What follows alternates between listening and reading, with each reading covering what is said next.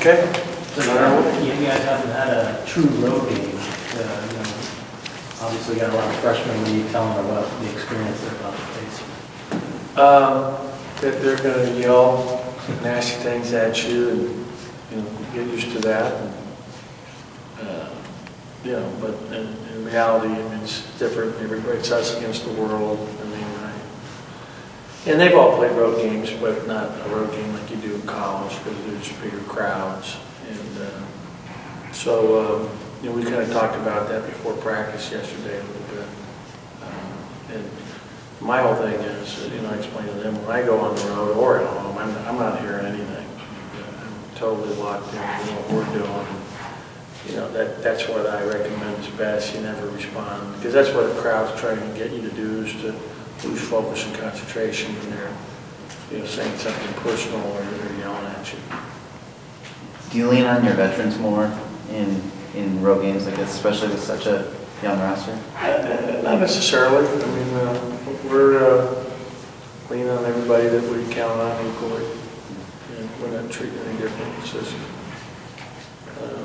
the travel and hitting the road, and so this will be a good test for us Thursday. How's Tony Parker doing? Good. He had a good practice today, and I was talking with a trainer. The last 2 days in a row now, he's gone to yoga. We have a yoga instructor that also is employed by the Clippers. He's really, really good. He's been working with our players since Jordan Farmar actually started working with him, and you could see Tony moving so much better today. He was just looser. I worried because the plane ride has affected his back in the past, so we got to make sure he's able to get up and down and move around every 20 minutes once we go up in the air tomorrow. There's a lot of sitting, but yeah, he had a good practice today and really moved and was aggressive. With that sort of thing, is it an ambiguous thing where it's like you just won't know from day to day with him? No, I think this yoga thing is really going to help him. I really believe in it, and I wish that Kent could go with us, on the trip. But he's really good. And this guy, he works out. Kevin Love, whenever Kevin's here in town, Kevin's religious with him three times a week when he's in town. He's working out with all the Clippers. He was telling me, and this guy's a yoga instructor in here. He said Blake is better than he is. He says Blake is like just an absolute freak of nature, how limber he is and how strong in his core. Because I asked him, I said, who are the guys that are really impressive? And he says Kevin's great. He says Blake is unbelievable. So it's just, the Wares have worked with him before in the past, and we're going to get Shabazz in there with him, so it'll help his flexibility as well. But, speaking in terms of Tony, you could see a noticeable difference. And you can ask our trainer, who's great, like Morris came up and said, yeah, the yoga is really making a difference. And then he came right from the yoga to Leif, and Leif's working with him too, so it's good. Coach, how would you grade the freshmen as a whole at this point? Yeah, they've been fantastic. They've really, really done a heck of a job, and I've been really, really pleased with their growth. I thought that our last 2 games was our best defensive efforts of the year. And that was really important, and they've done a great job. You can go through and talk about them each individually, but as a whole, collectively, they've done a great job. Coach, you've seen a lot of really talented players come through that you coach. What sets Shabazz apart from just an average player? Well, he's so driven to be great. Today, he came to practice, his knees were bothering him because, last night he's working out in the gym after we've already had a 2.5-hour workout. With his dad's best friend who played with him at SC.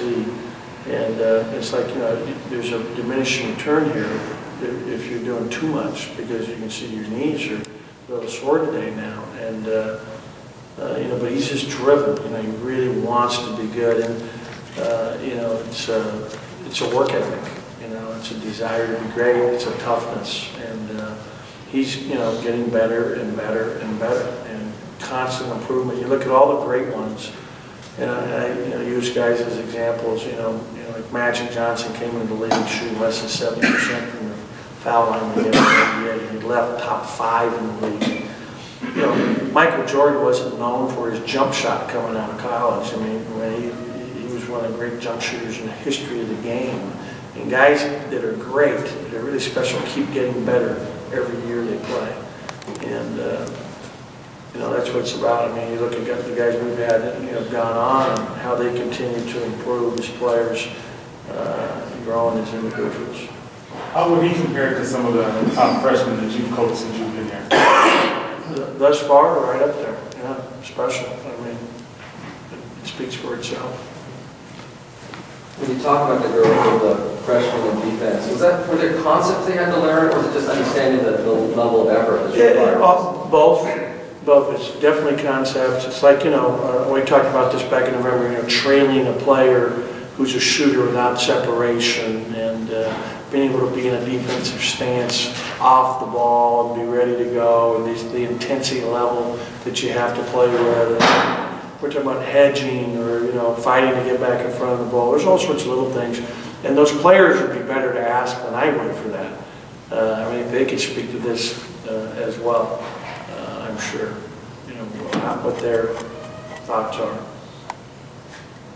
Do you have any idea how long it would take? It always takes a while. Yeah, it always takes a while. I mean, we've had very few freshmen that have shown up, you know, that were just ready, you know, and it starts with their, you know, depending on where they're from. Like Bob Mute was, you know, probably in the Flalo were probably the two most exceptional freshman defenders that I've coached. You know, they were able, and they still make mistakes. But, you know, I think back especially to Luke. I mean, you know, to do what he did as a freshman and play at such a high level and be so good defensively is really a rarity. It's the exception to the rule. I mean, most players are coming in and have a lot to learn. Coach, at the start of the season, I feel like so much pressure on this team with all the guys you got on the squad, and then it didn't start off perfectly as everyone, you know, expected, I guess. Since no, here, expect perfection? Come on. Yeah, right here. Since then, I mean, certainly a turnaround. How do you stay, I guess, focused and keep those distractions aside when people are calling for your head and everything else? I mean, it's got to build up at some point, right? You know, we have very high expectations at UCLA. That goes without saying. That's why I wanted to be the coach here. I love those expectations. I think it drives your players to be the best they can be, to always have expectations that you're supposed to win every time you play. And it drives you to get better. And I think our kids have really improved a lot over the course of the season. We still have a long way to go. You know, I'm really feel good and confident about our team. And our biggest thing is just staying healthy. We're getting better. Like Norman Powell had a great practice today. I really felt good about how he practiced today. Tony had a really good practice. That was good. See how Larry Drew's really improved throughout the year. I mean, he's #1 in the country now in assist-to-turnover ratio, #2 in assists overall. And he's really growing as a player. It's just fun. I think the greatest joy I get, and I was just telling this to Reed earlier, is watching kids improve and watching them grow as players. And there's nothing more fun for a coach than seeing that happen. And we're seeing it happen. Where do you want to see your team still improve on? I mean, what's left? What do they need to work on still? Well, rebounding. I mean, we've been really crushed, giving up too many offensive rebounds, in particular our last 3 games. I think we've given up like 57 of them, like 17, 18 a game. We're not going to win at Utah come Thursday night if we don't do a better job blocking out and limiting, second shot opportunities by our opponent. What do you credit most for Larry's improvement, especially in the This is his hard work, his determination, and him being coachable and trying to do the things I want him to do. It's been great. He's been, I thought he got really, he was maligned coming in here, and I think that he's really done a heck of a job for this team. Have you pushed him maybe harder than other guys, given that he I don't know. I think a lot of us, he's 5th-year senior. I mean, he's a man here now. How was he maligned? Pardon me? How was he maligned? I thought he was really coming in here in terms of, a lot of national media talking about Larry Drew, because of how, it all ended for him in North Carolina. I thought he really a lot of people are like, Larry Jew, why are you taking him? You know, what are you thinking about? And, you know, I was like, you know, I said this to you know, the media recently, is that, you know, I screwed that up. If I had done a better job by being more patient recruiting, I would have had him here the last 4 years, and it made my life a heck of a lot better. Because he's really a good player, and we're seeing right now.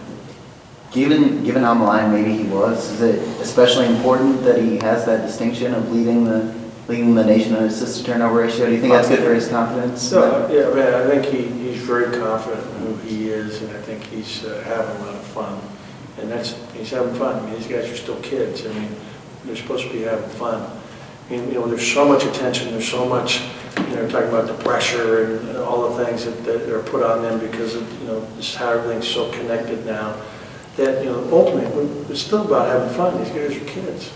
What have you been telling Tony, given his some discontent with his minutes and his health? Tony's been great.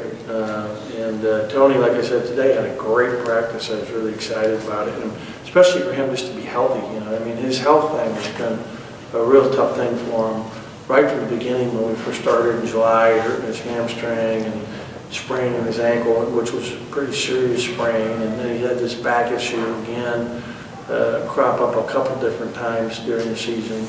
So I'm hoping this is going to be a good trend for him, and I think, you know, he's very diligent. I mean, when they were in high school, he used to practice half the time a week at like 5:30 in the morning. And I was like, whoa.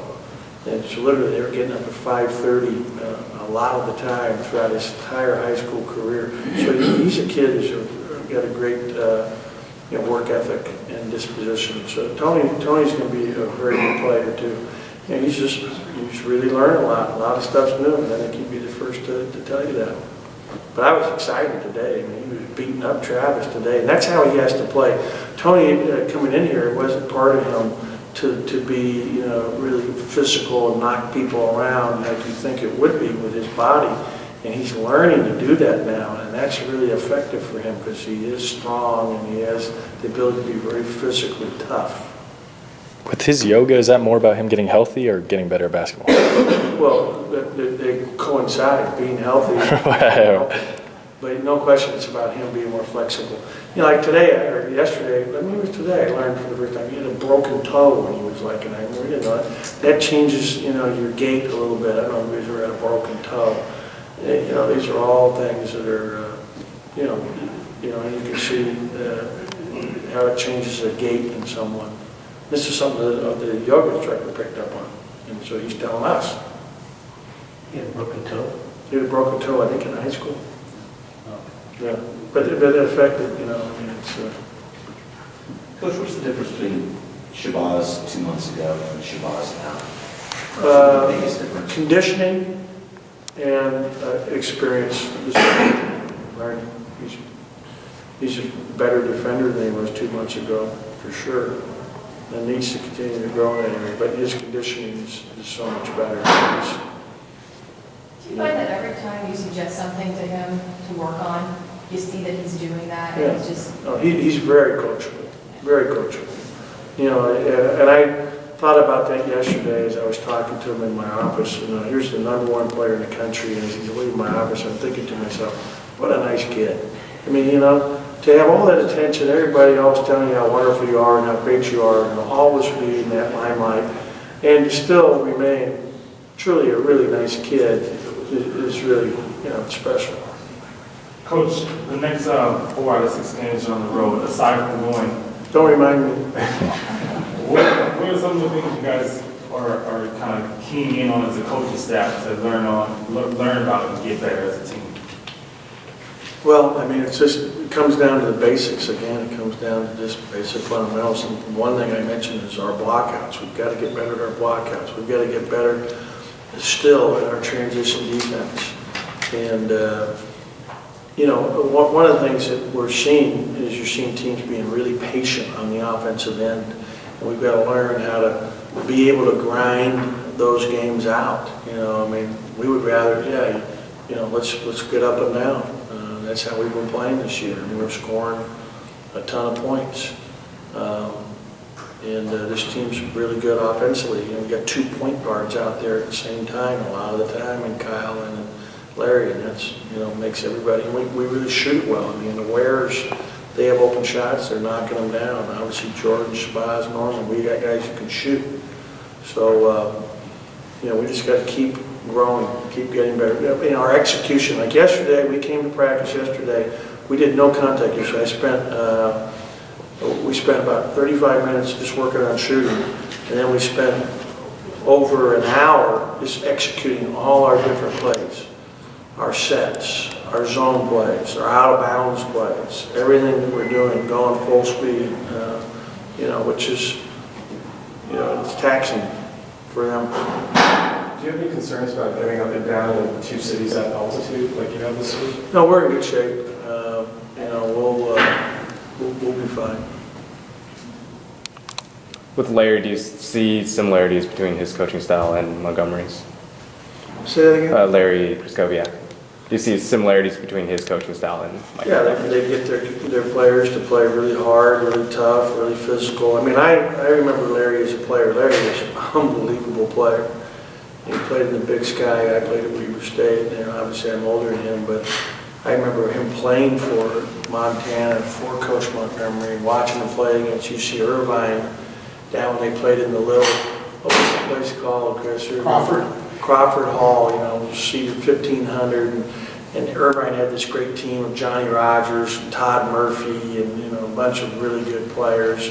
I saw there was like, you know, 20 pro scouts there. Kostoviak was just a beast. So I go way back to I have great respect for Larry. And, you know, they're the #1 team in field goal percentage defense in our conference. They do a great job defensively. They're very much pack it in. He's going to do really good there. And he obviously played for a great coach in college, and he's doing a great job and had great success at Montana. Did you win at Utah when you were at Weber? We actually did. Jerry Pym, my boss in Santa Barbara, was the coach at the time, and we won there once and lost there once. So this is no problem. Got time for one more question. Coach Calipari said last year he looked forward to having a discussion with Anthony Davis, you know, towards the end of the season about his future. Do you look forward to that with Shabazz, or are you kind of sure that day? No, I mean, it is what it is. Yeah, but that's getting way ahead of ourselves. I'm more focused on tomorrow's practice and trying to beat Utah on the road here come Thursday. Thank you.